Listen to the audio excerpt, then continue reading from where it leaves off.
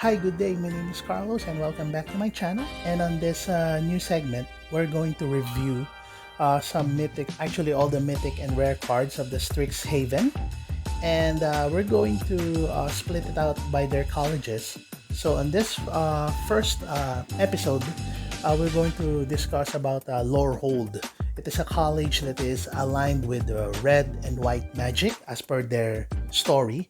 And we're just going to focus only on the rares and the mythic rares to see if what are their strengths and what type of decks they are potentially in. So join me as we review those cards, and let's start now. Alright, we're now on the first card, which is Velomachus Lorehold, and just to keep it simple, this creature suits for reanimator decks. So my recommendation is that this creature must be at least one copy on the reanimator decks. And as you can see, the fourth ability, the triggered ability, that whenever Velomachus Lorehold attacks, actually you can abuse it because there are some reanimator spells that are cheap in nature. So technically, if this creature attacks, you may use some of the spells that you're going to dig in from your library and use it as another spell to reanimate another creature from your graveyard. So for me, this creature suits into reanimators. Alright, we are now on the second creature, named the Hofri Ghostforge. And as I can see, I like his second ability because relatively all or most of your creatures that have died will come back as a spirit, and they became stronger technically, as you can see on his first ability. So normally it is best suitable for mid-range decks and aggro decks. And as you can see, this creature has a toughness of 5. In Magic, if you have a toughness of 4, relatively that is the entry level for being a tough or hard to kill creature. So as you can see, he is 5. So I suggest that it's much better to be put on mid-range decks and aggro decks. And technically aggro decks, based on the previous metagames, normally 5 to cast are part now of the roster of the aggro decks. So for me, this is a great creature suitable for mid-range and aggro decks. On this creature, just to keep it simple, I like this creature and I would like to brew a deck that revolves on this creature. So that is the summary on this one, so I will not elaborate. So just to keep it simple, I like this creature personally, and I'm going to create a separate video that revolves around this creature. On this one, I think this creature is best suitable for aggro decks. So no more further explanation.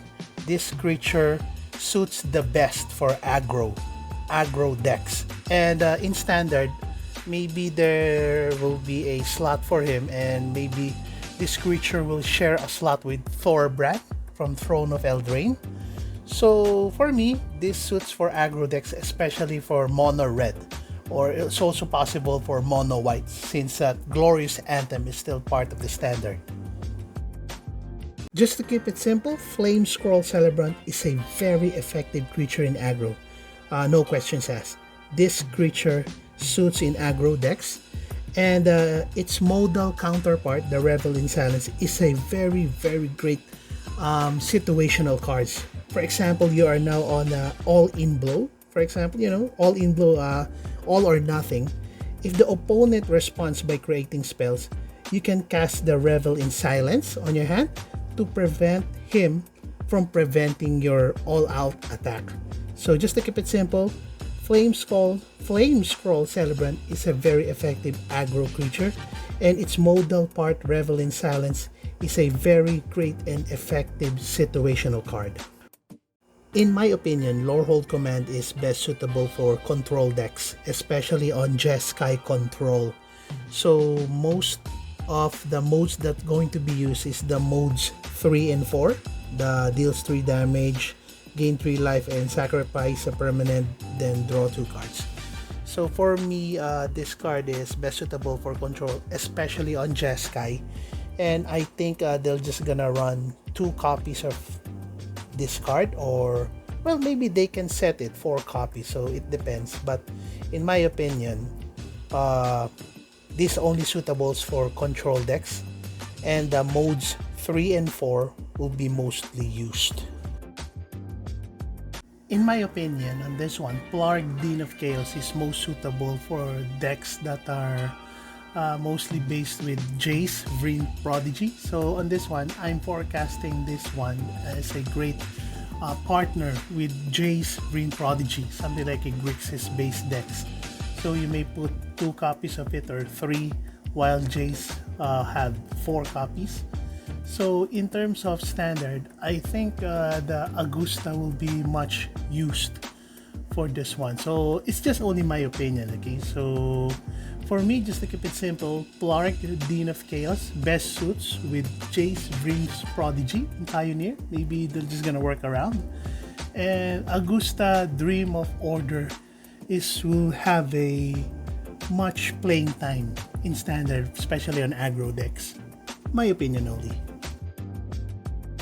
On this card, I can say that this is a great card for aggro or mid-range, or aggro and mid-range.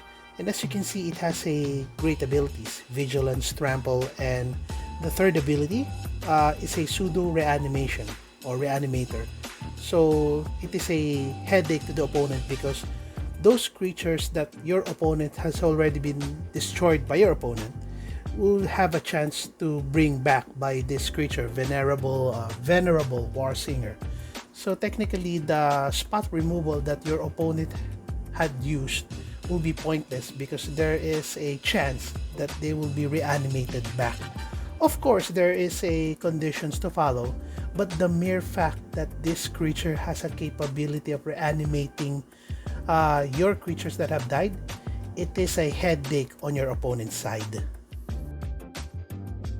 Apologies on this card. Right now, I cannot think of a certain deck that would suit this one. Maybe reanimators or reanimation decks. I don't know right now. However, there's still a chance that this card will be given a great exposure, I think, because in Magic there are cards that are dark horse. When they came into the market, they're just only literally cents, 50 cents to $1. And then after a few months or years, there is a certain deck that it synergizes well with that card.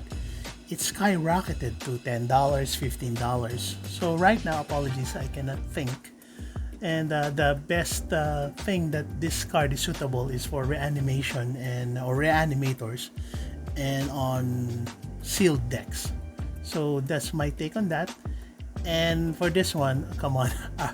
This is a land, so by default this is great, so no questions asked. This card is great, to be honest, mana fixing wise. So that's it for this card. Alright, so there you have it. So those are the cards that are Lorehold base in the Strixhaven set. So just set an expectation that I'll create videos similar to this, and like and subscribe to my channel for further updates on Magic the Gathering related stuff. So have a great and wonderful day, and bye for now.